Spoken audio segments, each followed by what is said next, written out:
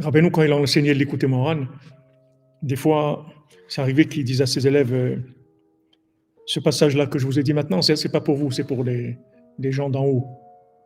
Alors, les élèves ils regardaient Rabbeinu comme ça. Alors, Rabbeinu, il leur a dit quand j'enseigne, vous croyez que je vous enseigne que à vous? J'enseigne en haut, j'enseigne en bas. J'enseigne en même temps que je vous enseigne à vous, ici. Alors, j'enseigne en haut en même temps.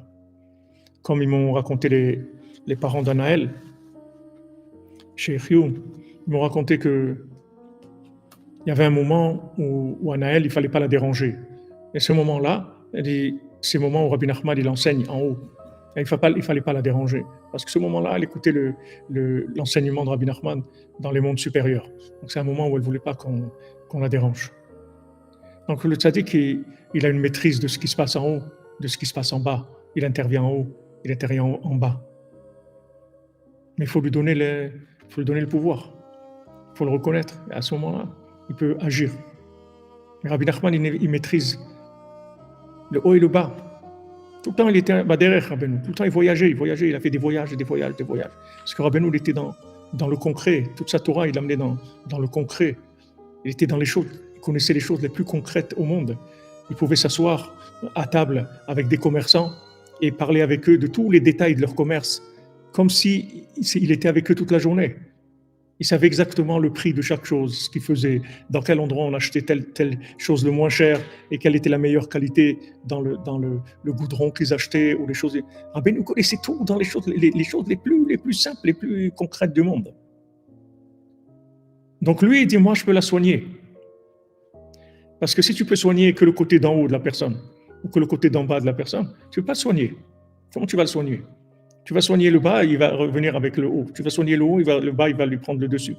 Il faut une maîtrise des deux. Et à ce moment-là, il dit, moi, je peux la soigner. Moi, je peux la soigner. Il n'y a que moi qui peux la soigner.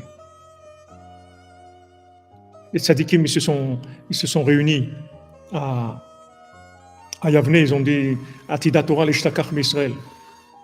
La Torah, elle va s'oublier, tu vois, Israël.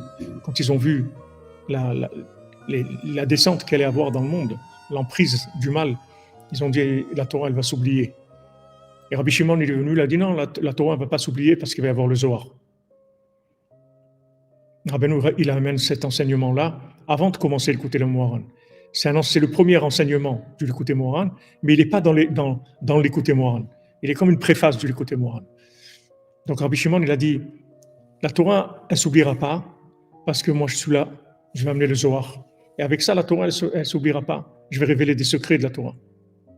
Et Rabbeinu, il a dit, et maintenant, maintenant, il y a Nachal Novea Mekor Chochma, il y a Rabbi Nachman qui vient dans le monde. Et lui, il va terminer. Lui, il va terminer tout ce qui a été commencé, tout ce qui a été fait par les tzadikim. Et les tzadikim, ils ont fait des choses, chacun un petit peu, dans un domaine, dans un autre. Mais il faut quelqu'un qui arrive à assembler tout ça, maîtriser complètement le haut, le bas. À ce moment-là, il peut la soigner. Voilà, il peut la soigner. Parce que tant qu'il y a un domaine qui n'est pas maîtrisé, ça ne va pas marcher. Le problème, il va venir là. Quand Rabbeinu il a commencé à lutter contre la nourriture, le plaisir de la nourriture, alors il a commencé à jeûner. Il a dit, j'ai vu que même si je réduisais la nourriture, il dit, dans le peu de nourriture qu'il y avait, tout le plaisir que j'avais dans la nourriture, il se mettait dans ce petit peu-là. Vous pensez que maintenant, le plaisir de la nourriture, le plaisir de la table, il vient parce qu'il y a un repas copieux avec beaucoup de sortes de mets, etc. Mais si maintenant vous réduisez à juste un morceau de pain avec un verre de thé, par exemple, vous pensez que ça y est, vous n'aurez pas de problème. Et il dit non, tout le plaisir qui se mettait dans le repas, il va se concentrer, il va se mettre dans ce morceau de pain, de ce verre de thé. C'est-à-dire que tu ne peux pas résoudre le problème. Tu ne peux pas résoudre le problème s'il reste encore une emprise quelque part. Donc maintenant, même si quelqu'un résout un problème dans un trait de caractère, ce problème-là, il va ressortir dans un autre trait de caractère. Pas sous cette forme-là, sous une autre forme. Mais tant qu'il y aura une forme qui n'est pas réparée, le problème, il va sortir sous cette forme-là. Pour ça que Rabbeinu l'a dit dans Sefer Hamidot. Rabbeinu dit qu'on ne peut pas résoudre une mida. Quelqu'un, il veut résoudre une mida, un trait de caractère. La patience, la vérité, l'honnêteté, la joie, la foi, Tout, tout, n'importe quel midot. Rabbi nous dit, tu ne peux pas t'occuper d'une mida, d'un trait de caractère, essayer de le résoudre. Pourquoi? Parce qu'ils sont tous liés. Donc, du moment où tu vas résoudre le problème quelque part, il va ressortir dans un autre domaine. Donc, c'est pour ça qu'il leur dit, vous ne pouvez pas le soigner. Du tout. Même si vous pouvez faire un peu, vous ne pouvez pas la soigner. Normalement, avec tout ce qu'il y a eu dans le monde, comme sagesse qui ont été amenées dans le monde, toutes les réparations que les tzadikim ils ont amenées dans le monde, on aurait dû être réparés complètement. Mais on voit que c'est pire, que les gens ils sont plus malades qu'avant. Parce que tant qu'il n'y a pas une solution qui englobe tout le problème dans sa généralité, dans le domaine d'en haut et d'en bas, il n'y a pas de solution possible. On va la soigner. On ne peut pas la soigner. On ne peut pas la soigner. Parce qu'il ne maîtrise qu'une sorte de problème, pour résoudre le problème dans sa généralité. Donc quand Rabbeinu dit, voilà, le Tikkun HaKlali, c'est le remède général, ça résout tout, parce que Rabbeinu, il a fait descendre dans le monde l'éveil, la prise de conscience de la valeur. Les psaumes, ils existaient avant la création du monde. David Amelech, il a révélé les psaumes. Mais David Amelech lui-même, il ne savait pas qu'il y avait le Tikkun HaKlali dans les psaumes. David Amelech lui-même, il ne savait pas. Peut-être il savait, il n'avait pas le droit d'en parler. Mais il ne savait pas.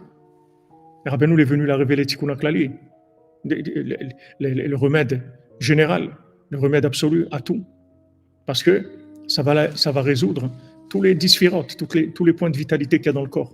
Ça va tout connecter à Dieu. Qu'est-ce que c'est la mélodie? La mélodie, c'est la connexion avec Dieu, c'est ça la mélodie. C'est une mélodie. La mélodie, c'est fait pour connecter avec Dieu, c'est ça le but de la mélodie. C'est la connexion à Dieu. C'est ce qu'on appelle la joie. La joie, c'est le résultat de la connexion avec Dieu. Quand quelqu'un il est joyeux, c'est qu'il est connecté avec Dieu. C'est ça qui s'appelle la joie. Il n'y a pas d'autre joie. Il n'y a pas de joie qui vient du plaisir. La joie, ça vient de la connexion avec Dieu. C'est tout ça qui s'appelle la joie. Et comment on arrive à ça? Avec la mélodie. La mélodie, elle va enlever les impulsions vers la consommation et amener ces impulsions vers la racine.